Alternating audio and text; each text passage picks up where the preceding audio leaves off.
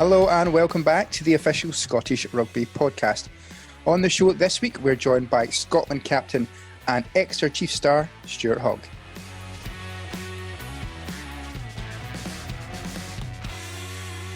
Well, I was delighted now to be joined on the podcast by Exeter Chiefs star and our very own Scotland captain, Mr. Stuart Hogg. Hoggy, how are you, fella? I'm very well, thanks, mate. Good to be back. Great to have you back on the podcast. You've actually been on a few times over lockdown, but you're becoming almost a permanent fixture. But we're delighted to have you back on. I know it's 26 degrees down in Exeter at the moment.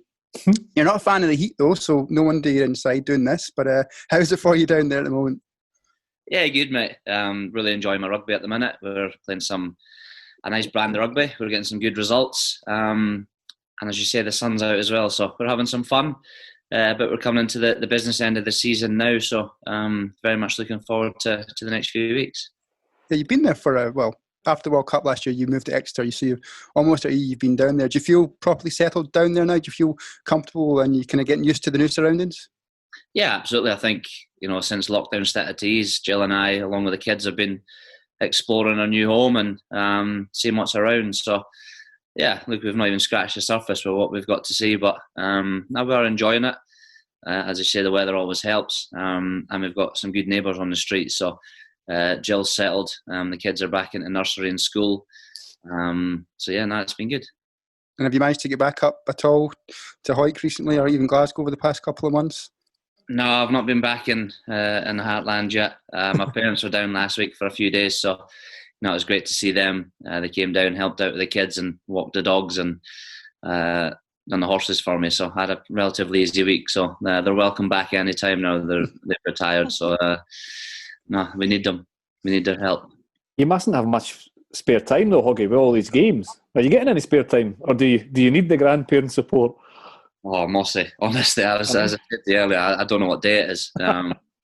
You always kind of describe our week as this is a Tuesday day or a Wednesday day, and I think it was last Sunday we said this is Sunday, but it's a Wednesday session. So I was like, what day is it? We're kind of struggling a little bit just now, but. As I say, the boys are going well. We're getting some good results. So long may that continue. But in terms of time off, now our schedules are really good. We've had, I think, I've been fortunate to be involved a fair bit. That we've had 8 and 9 day turnarounds, which has actually been quite refreshing for us. So, as I say, there's 2 very, very good teams that have been taking the field for us over the last few weeks, and now we're coming to the business end. It's going to be tough to get out a strong 23 without people being disappointed. So it's an exciting time for us. How many regular fixtures are left? I believe there's 2 league games. Obviously, we're still in Europe, so yeah. Hopefully we'll have as many games of rugby as we possibly can, and give ourselves opportunity to pick up some silverware. I think you will. To be honest, seeing most of the games and whoever plays, it's under the same banner, and as you say, you're playing really well, beating big teams. It is difficult to get a true gauge in form that I find with the Premiership at the moment, because there's so many games and so many teams are rotating. You could get somebody's strongest team against a team that's rotated more heavily, and you get kind of discrepancy in results. But whoever plays for you guys seems to follow the process. And admittedly, at the weekend there was a defeat, but you're in pretty good shape going into the knockouts. Yeah? No, absolutely. I think the best thing for us is nothing really changes in terms of the way we play. Our structures are, our open play rugby is, we try and stick to that as much as we possibly can. And, it's drilled into us the way that we train. Nothing changes. So everybody that, is on the training field has an understanding of what's happening, which is easy because you get boys that haven't played a lot of rugby for the Chiefs that come in and look like they've been there for a long, long time. So as I say, we're in a good place. But if we're being brutally honest, it doesn't matter now. It matters in a few weeks. And, for us this week, I've never been in a position to be playing in a quarter-final of Europe at home. So I'm buzzing for this week. And honestly, the buzz around the club over the last few weeks has just been incredible. It's such a good place to be at the minute. As I say, everybody's just gearing up for a big few weeks. And you've got Northampton in Europe this week. So does it make it a little bit easier in terms of knowing what to expect from a fellow Premiership side? I mean, you play them often enough, you know them individually. Obviously, it's Europe, it's a quarter-final knockout, and the intensity will be there. But knowing your opponent or having a clearer understanding than maybe a French team, or even for you guys a Celtic team. Do you think that makes a difference as well? Yes and no. Obviously, we don't know how they're going to turn up on the day, but the good thing for us is we played them a couple of weeks ago, so we kind of get an understanding of how they play. We've watched a fair bit of them. Obviously, the main focus for us is making sure we get our stuff right, we get our set piece right, we get our detail right. I thought you were going to say the main focus on us is to get 2 defenders on Big Night Avoro, your old Glasgow club mate. I've trained with him and I've watched him play this season. I just go back to that Scarlets game we played years ago and just tore him apart. So he's going well, the big fella. I think if we manage to come up against each other, I think we'll just put it down to physics, and he's going to win it. What are you thinking? Are you going to just go low chop? I'm probably going to use a touchline. Use a touchline, Hoggy. Use a touchline. I'm going to shout your man and hopefully something gets there before. Shout touch. It was a clear 2-handed touch and he's not gone down. I'll not be happy. It's normally, Hoggy, it's normally during the international windows where, you know, a lot more players get the opportunity to show what they can do, and most of that time you'd be away. So have you seen a lot of lads coming through with the extra game time? Is training even more competitive than it normally would be, because you know everybody's getting that opportunity to show what they can do on the park as well? Yeah, 100%. As you say, that I think there's 44, 45 boys that have taken the field for us since the premiership return. So you know, everybody's fighting for places now. We had a chat the other week after the Bristol game, when it was the boys that hadn't played as much, turned over Bristol up there. So, you know, Rob Baxter said there and then that he's finding it very, very difficult to pick teams, which is great for us. It makes the training intensity go right up. It means that, you know, nobody can take their foot off the gas and everybody's just, you know, driving towards the same common goal. So for us, it's exciting. There will be some boys disappointed not to be involved. You know, for me, it just makes me want to work harder, to learn, to improve, and make sure that I'm getting the best out of myself. And you know, if I can do that, I'm giving myself every opportunity to play. So you know, these weeks, these games are the ones you want to be involved in. So you know, bring on Sunday. And you've got a few Scottish pals down there now. How are they all going? Jonny, and we had Sam on a few weeks ago as well. Oh, it's brilliant. You know, Big John, we've spent a bit of time together over the last few weeks, and no, he's loving it. He's absolutely loving it. You can see it in the way he's playing. He's got a big smile on his face. He's loving the new challenges. Sammy's going all right as well. He's had a fair bit of game time, and obviously Sam Skinner as well. So we're taking a bit of heat recently, because it used to be first of all it was the Northern Irish boys that were signing, and then it was the Aussies. And now it's the Scots, so we're taking a little bit of heat, but we've got each other's backs, and we're standing up to the English, so we're fine. You're looking after Big Johnny. You're showing him the sights, the nice restaurants to eat in. Yeah, the first few weeks when he first came down, he spent a fair bit of time here, but all he's interested in now is swimming in the sea. That's his new weekly routine. I don't know, what's he like? Is he quite social? I mean, he didn't really have a reputation of being overly social at Glasgow. He liked to sleep and eat and then repeat.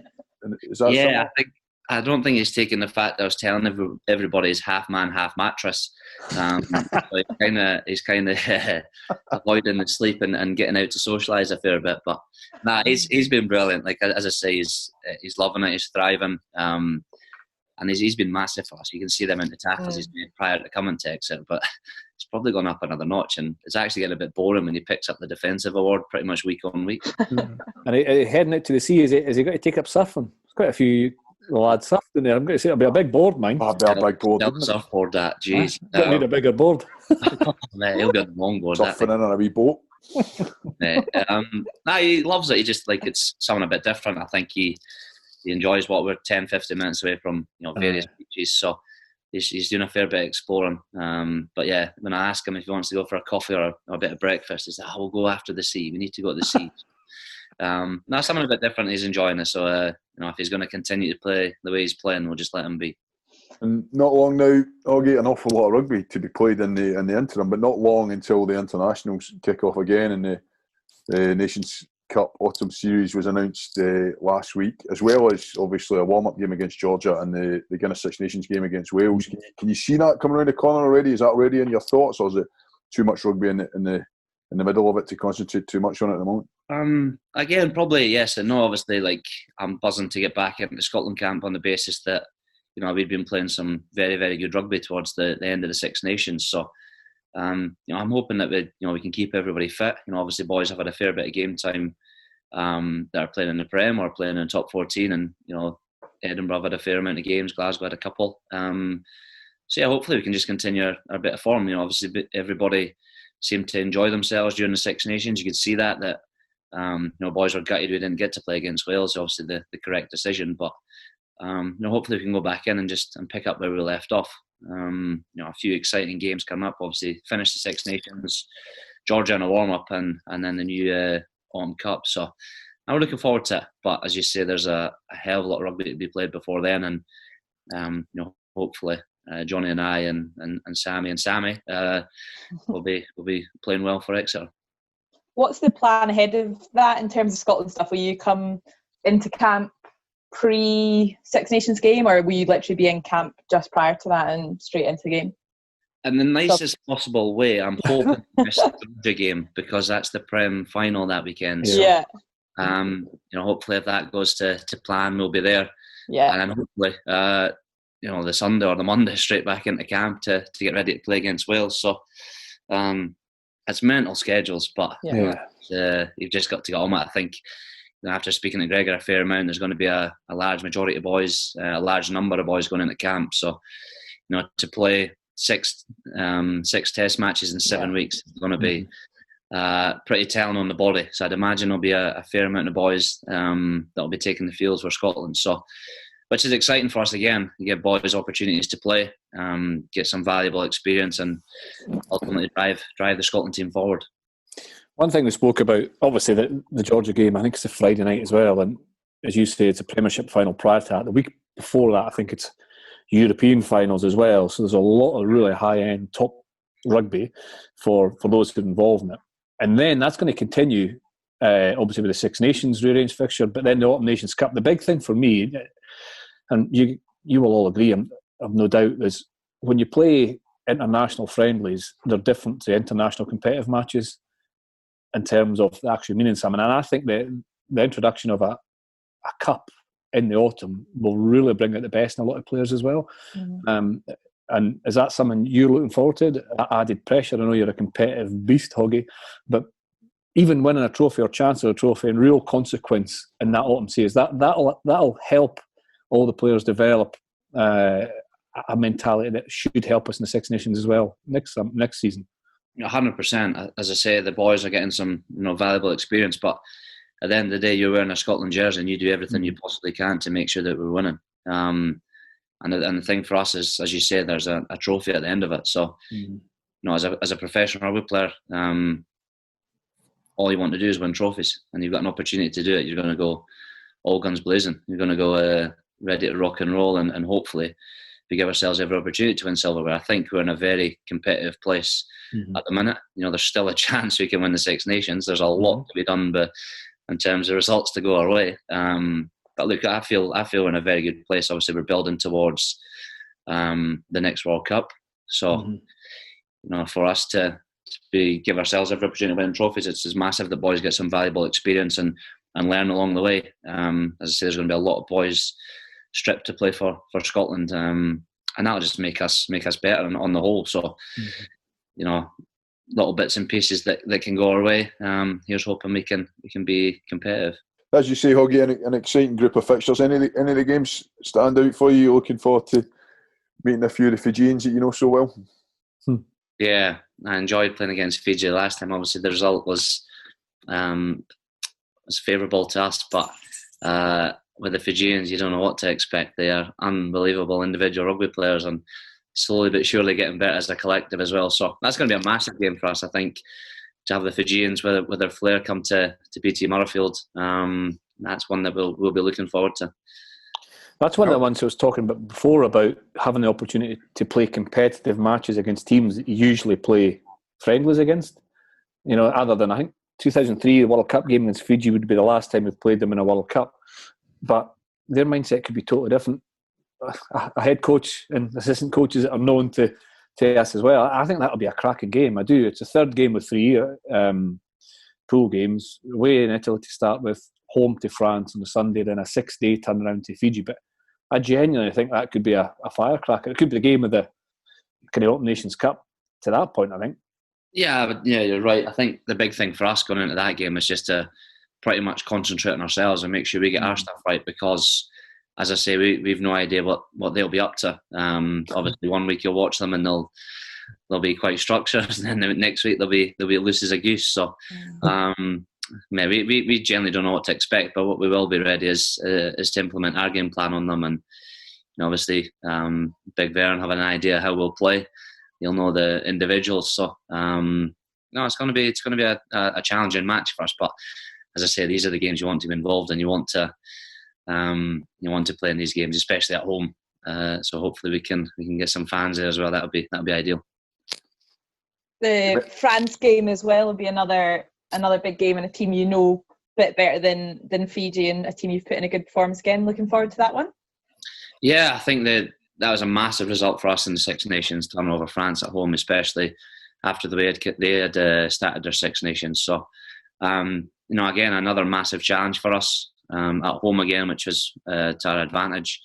But again, very similar to the Fijians, like the old kind of way of how France will play. I think that, like we said going into the last game, their defences came on massively, under Sean Edwards. So that'll be another physical test for us. But again, I believe we're in a great place and we can turn them over. And hopefully, as I say, we can keep everybody fit and give ourselves every opportunity of winning.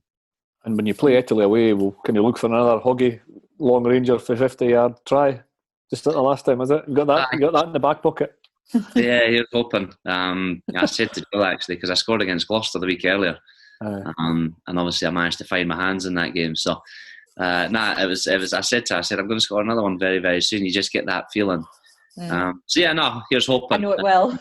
Yeah, I think the thing for us is just making sure that we go over there with the right mindset and we're there to do a job. And I think the last time it was 17-0 we won. Yeah. It's a tough old game, wasn't it? There always is in Italy, but that was I think because we'd lost the opening 2 games of the Six Nations, there was an internal pressure as well, and that adds to the pressure that Italy want to force on you when you play over there. But I thought you dealt with it really well.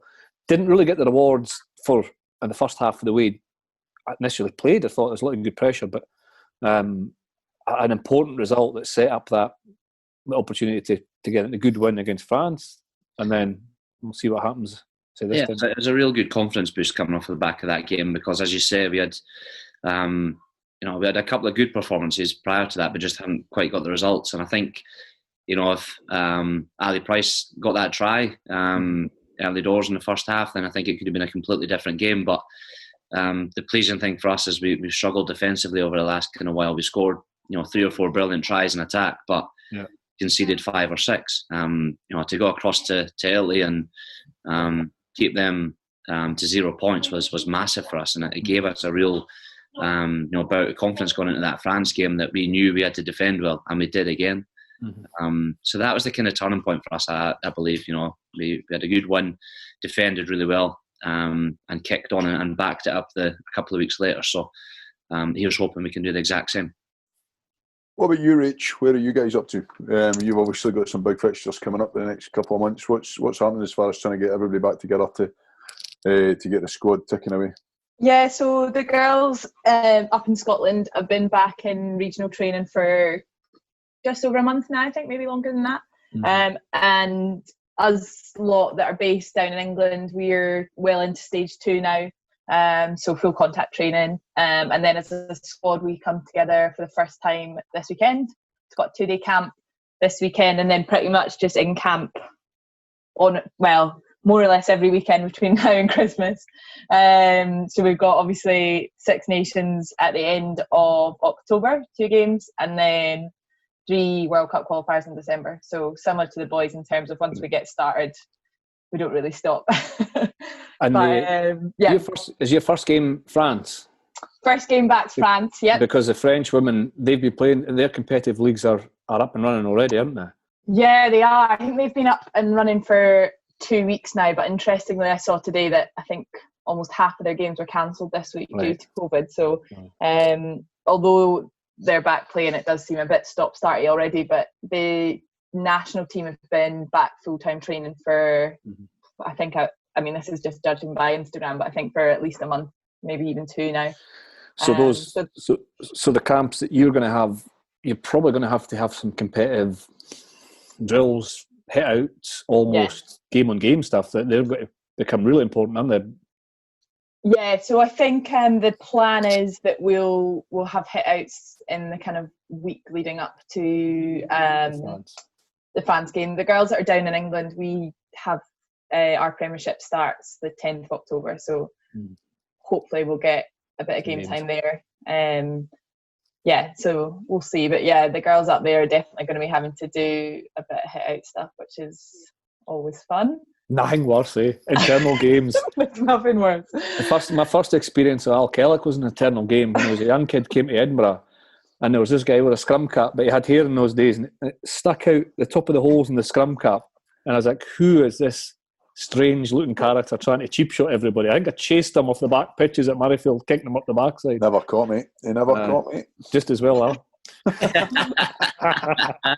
An internal game. Did you have any before you came back at the end of the lockdown, Hoggy? We had 2. We had a 40-minute one and then a full 80. Full 80? Oh, I saw they like proper like stripped you, like you were wearing strips and everything, weren't you? So it was pretty. It was full on. Yeah, so the first game, like honestly, like I walked in, like, it's 2 20-minute halves. I was like, it's an internal game. I've played in them before. I've played a couple. And I was like, that'll be all right. I walked into the changing room and I had the full match day, like changing room ready to go. And all the kit and that was laid out. I was like, oh, this has gone up a notch. What's going on here? And boys were coming in and a couple of them had their headphones on and that. I was like, nah, seriously, we can't be that. So I'm like, obviously not being fully switched on and serious about an hour and a half before the game. And boys are coming in like talking rugby and stuff. I'm like, oh, we're actually playing full on here. So then we had a full-on warm-up and stuff. Our warm-up is bleak. Honestly, it's about 15 minutes of absolute hell.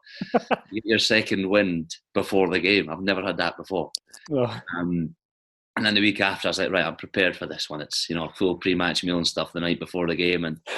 And half-10 kickoff, Mossy, I ain't ready to play rugby at half-10, mate. It's like being back in school. Honestly. And the boys, we were knocking lumps out each other. Well, I was standing at the back admiring it all. But honestly, the intensity was right up there. It's pretty much like playing like a prem game. And yeah, I think full referee. Oh yeah, we had the full shebang, mate. Full shebang.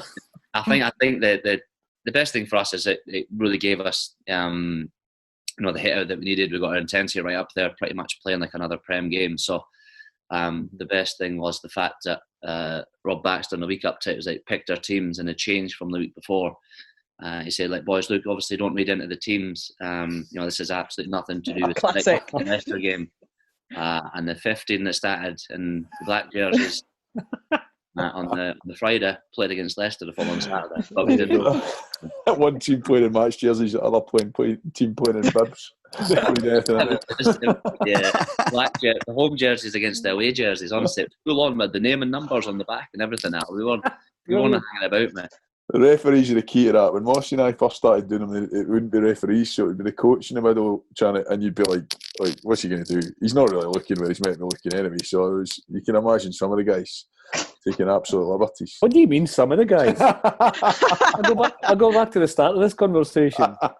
This big lanky weirdo coming through the line outside, ragdoll scum halves left, right, and centre. As a young fella, retired. You get to a point where they're the best games ever. Because see, before you're in the team, it's the only opportunity you get. Yeah. It was like live sessions on a Tuesday at national stuff. If you're not in the team, you love them. If you're in the team, you do not look forward to them at all. Yeah, the test match Tuesday happening. Test match Tuesday. Mate, you've got boys calling for opposition what's actually happening, running intercepts for fun, like. I know, exactly. I remember, I've maybe told this one before, but Big Jim Hamilton and I going, bashing lumps out each other, and then realising that it was an open session, so there was 300 school children standing watching, Kelly Brown in the background shouting, the children, remember the children." You getting filled in again, were you? My old sponge fish, Jim, I don't think so. Hoggy, you will no doubt have been in constant contact with head coach Gregor Townsend over the past couple of months. What have you guys been talking about? We've been on the phone quite a bit. Ever since the start of lockdown, really.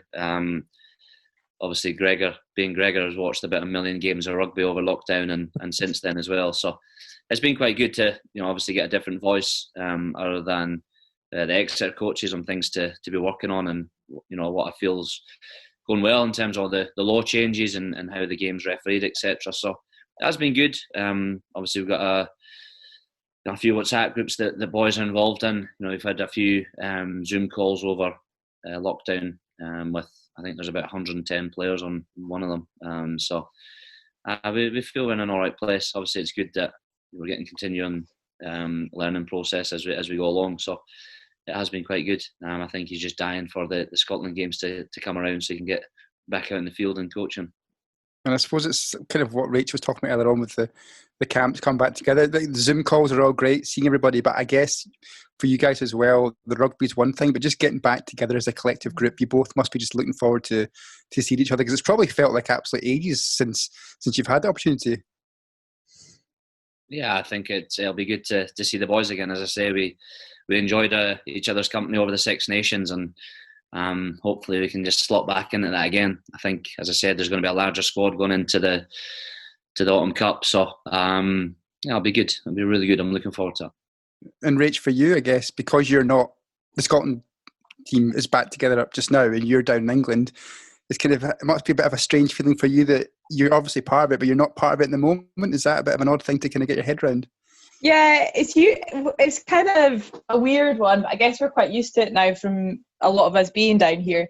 And then they do train regionally kind of all the time as it is. But at the moment it is weird just because it's been so long. Like you say, usually we would have had like a couple of camps in this time and games and stuff. And I think the length of time now just feels like we're so disconnected. So I think it's probably more important now than ever that we all do get back into camp, and like you say, the Zoom meetings need to end because I'm zoomed out. I don't know about you, but I really struggle to take in, in team meetings usually I'm absolutely fine, but when you're on Zoom chatting rugby, it's just not the same. Well, Hoggy, it's been brilliant having you back on the podcast. Best of luck against Northampton this weekend. Hope you get to run out in that game as well. And I'm actually surprised you managed to stay on the call, because usually you have really bad technical issues and your wife's not in either. So I'm surprised you managed to stay on the call, but that's been really useful. But best of luck this weekend and beyond, and we'll get you back on soon before the Autumn Nations Cup returns. Thank you, Jamie. It's always good to chat to Hoggy. He seems like he's really comfortable and really happy down in Exeter, and I think we'll all agree his performances are showing that as well, that he is kicked on. But mostly as a former fullback yourself, have you seen anything in Hoggy in the way that he's playing that's his game's changed, or anything that he's worked on that's improved, or what do you see when you watch him play for Exeter? Anything different?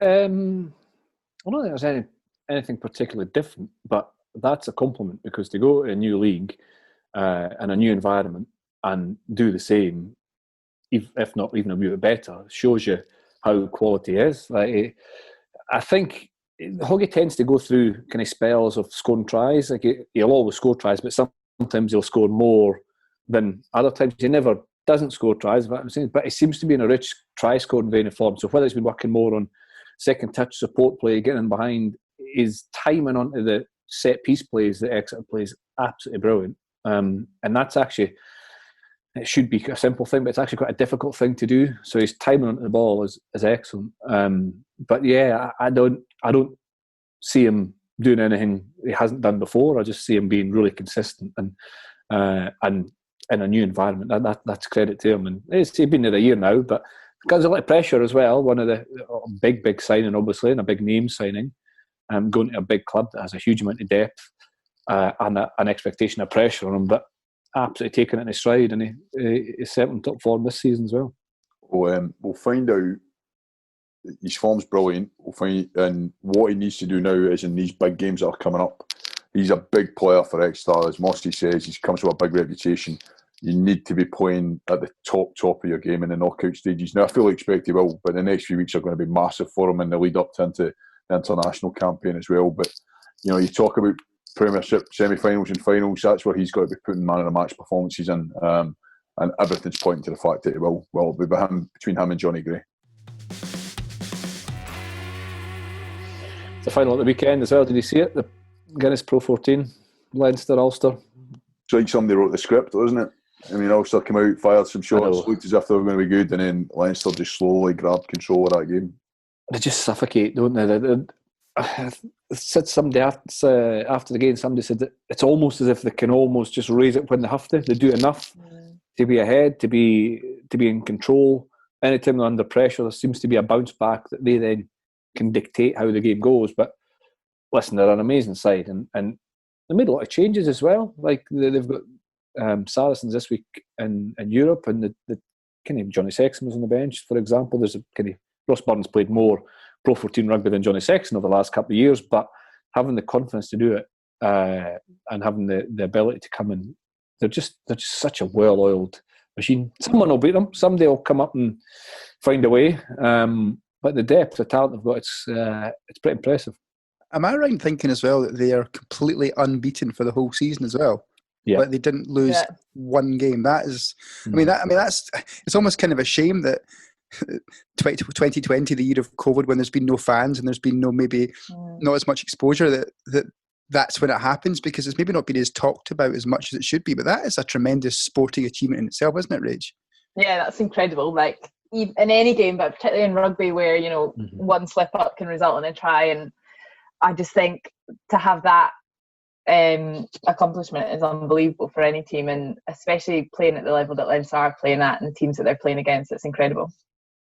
Yeah, they've just got so much quality and depth and understanding and how they try and play. But as I say, someone will disrupt it. It's going to take a good team to disrupt it. But it's not as if they're aging. Like a lot of young players as well coming through that are dominant players. And, structures are excellent, but pretty impressive to go a whole season unbeaten, win a trophy, and they're still in Europe as well. And a lot of that is when they've got a high proportion of internationals away as well. Like the Irish internationals don't play all that often. Probably not as much as our guys will play for their club team. But they've got the depth to cope. Yeah, I thought they were terrific. The way they went up and down the gears. Because Ulster were all right. Ulster did well. They came out. Dan McFarlane had rolled the dice and made a few changes himself. Some high-profile ones with Cooney on the bench. But they came out and they looked good at the beginning. But as I say, Leinster just strangled hold of the game. And the way they close games out, the last 20 minutes of the game, there's no way it's going any other way.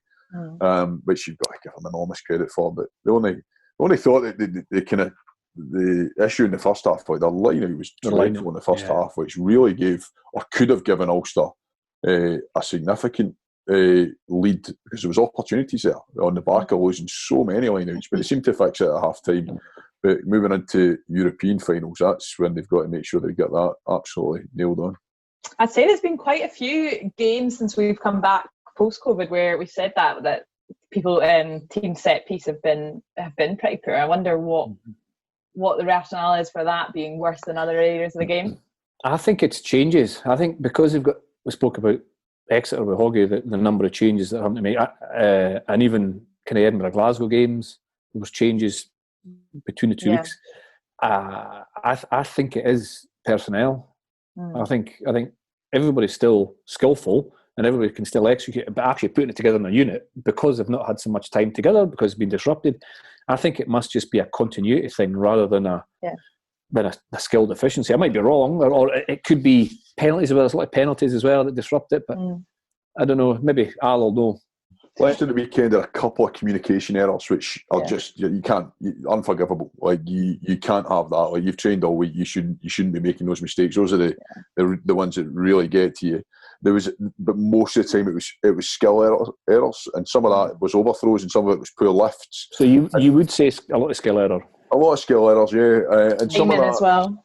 Yeah, timing. Like that, I would definitely include that in a skill error. That, you know, the difference in a hooker throwing the ball, you know, compared to the flat throw, somebody who's maybe got a reload before they let go of it. All these little things, you know, split seconds make a big difference. And when you are chopping and changing, you're not getting used to those patterns. Like there's definitely throws that suit hookers, and if you're not maybe giving them that easy ball and you're used to somebody else, then it can make a big difference. Yeah. The communication ones will be the one that Big Leo Cullen will be. I mean, he'd have been livid at half time, and the fact that the kind of ball's getting lobbed in and there's two pods kind of half going up in there, nobody really knowing what they're doing. Those ones are unacceptable. The skill errors, at least you can work on during the week, or even go back to a simple option, which they did. They started just winning the ball at the front and saying, we'll take this, and you know that should be enough. But look, we're talking about a team that's unbeaten in the whole season. Yeah. We're picking one area that they didn't perform all that well in. But again, we've said it in the past. We said it about Edinburgh after the Glasgow games. Yeah. It's nice to have something to work on when you're going into the next big game. The thing about that game as well, at the weekend, the final, it was a 10 points just after half time. So it was, I think, the quick succession of a 3-point penalty, then Robbie Henshaw's interception. So where Ulster had been pretty close, was it 10-5 at half time? I can't remember. I think it was 10-5 at half time. Within 2 or 3 minutes, they've gone 20 points to 5, and it's a completely different game. Like, they're now not able to dig in and hope for a mistake to capitalise, to apply loads of pressure, just one score in it. And that's as tight as the games are, even although there's a team that's won every, you know, undoubtedly the best team, they've won every game. That kind of 3-minute spell of going from 10-5 to 20 points to 5 completely dictates the game. And as you say, then they kind of finalise or they finish the game really well. But quite impressive. But it shows you just key moments in games have a big swing with momentum. There's some more rugby this weekend for Edinburgh as they take on Bordeaux in the Challenge Cup. What can we expect from Bordeaux, and what do Edinburgh need to do that they didn't do against Ulster to get a result? Bordeaux are a good side, a very, very good side, really well coached. Christophe Urios, who's had a lot of success with teams he's worked with before. He's Oyonnax, I think he got promoted. I think he won the top 14 with Cast, and he's just by all accounts, a very, very good coach. And they've got some brilliant players. They've lost Semi Radradra, we've spoken about, but they've still got some quality players. And they drew with Edinburgh in the pool stages of the Challenge Cup, but won every other game. Very strong at home, so it's a big challenge for Edinburgh. But what do they need to get right? I think in some ways it's an easier game for them. Less pressure away from home. French teams traditionally give you opportunities to play and allow you into the game at points, not all the time because they're so physical, they're so dominant up front at times. But Edinburgh are a physical side, so Edinburgh I think they just have to manage those little bits of the game better than they did against Ulster. But I think they'll definitely be given opportunities to score, and let's hope they can take them. I think that's probably one of the biggest things going from their semi-final the other week, is that they just need to take those opportunities when they get them and get points when they have the momentum. I think what they maybe didn't capitalise on was all that first half momentum and pressure they had, which then cost them in the last 20 minutes of the game. So I think if they can get points on the board early and start to take a lead on the game early on, I think they'll have a very good shot. Bordeaux won at the weekend as well. They're back in top 14, so they beat Brive, I think 25-20 at home. So Matthew Jalibert, the standoff's a quality player. We've spoken about him before. Cameron Wokey's a big athletic back row player who's going to be a big star in France. Kane Douglas, a big second row for Australia. So they've got quality players, but their strength is their cohesive unit, their collective unit, and how well coached they are. So it's a big challenge for Edinburgh, but it's a perfect challenge, isn't it? Like, after the disappointment of last week, what better to go to a situation where you have to pull together away from home, and well, let's hope they can go one stage further and reach a semi-final. Yeah, they're talking at the moment about having fans in. Now, it won't be the same atmosphere as if the place was full, so maybe that's a slight benefit to Edinburgh. French teams traditionally so much stronger at home. They do not like to lose in front of the home crowd. It's a slightly different environment, and I actually felt that went against Edinburgh. in the semi-final of the Guinness Pro 14. Like he didn't have the same home advantage. We talked about it beforehand, but I didn't believe they had the same home advantage they would have had, which is it's just unfortunate. It's just the circumstances we're in, but it might work in their favour this weekend as they go over there. A little bit with nothing to lose, like you say, Mossy. Like they can go over a bit like Ulster did, throw the dice and have a right go at Bordeaux. Bordeaux throw the dice. That's the way they play. They're quite. They're not carefree is the wrong word, but they will try and play a lot of offloading, a lot of quick ball, a lot of hand-to-hand transfer. Which, if you aren't, and I'm talking about line-out malfunctioning, if you haven't in the kind of the swing of things and your timing isn't quite there, there will be opportunities for Edinburgh from what they create themselves, obviously, because they're a quality side, but from what Bordeaux sometimes force. So, well, let's see. We'll find out Saturday 1:00, isn't it, the game? So, let's hope we can get a victory and progress through. The semi-final is the week after, and then I think the final is 2 weeks after that. So, as I said to Hoggy before, there's a lot of rugby from last season, this season, and next season all at the same time. That's all from us this week on the official Scottish Rugby podcast. Thank you so much for listening, and as always, we'll be back next week with more exclusive content.